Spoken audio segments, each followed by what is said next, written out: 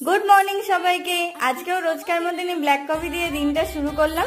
কে কে আছেন এরকম যাদের ব্ল্যাক কফি খেতে আমার মতন খুব ভালো লাগে, কমেন্ট করে জানাবেন। হ্যাঁ, যাই হোক, তারপরে রান্না বান্না করতে চলে গেছিলাম। তারপরে স্টুডিওর জন্য রেডি হয়ে বেরিয়ে পড়েছিলাম। A4 পেজ শেষ হয়ে গেছিল, সেই জন্য ওখান থেকে A4 পেজ আনতে গেছিলাম।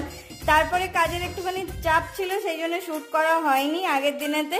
আমি তারপরে বাড়ি এসে দেখি নায়িকা থেকে পার্সেল নিয়ে চলে এসছে আদি। আমার কয়েকটা জিনিস শেষ হয়ে গেছিল, একটুখানি ফেস ওয়াশ, বডি ওয়াশ আর কয়েকটা জিনিস। তো যদিও এটা পেড প্রমোশন নয়, বাট ভাবলাম যে যেহেতু আনবক্সিং করবো তো আপনাদের সাথে দেখিয়ে নিই। সত্যি বলতে আমি হঠাৎই খুব সারপ্রাইজ হয়ে গেছিলাম। কদিনই ভাবছিলাম এগুলো অর্ডার দেবো, বাট আনফর্চুনেটলি আদি তার আগেই অর্ডার দিয়ে দিয়েছিল। দেখে তো খুবই ভালো লাগলো সারপ্রাইজটা। যদি আমার এই মিনি ব্লগগুলো ভালো লেগে থাকে তাহলে একটু লাইক, শেয়ার এন্ড সাবস্ক্রাইব করে দেবেন আর বন্ধুদের সাথে শেয়ার করে দেবেন। আর একটুখানি পাশে থাকুন। টাটা।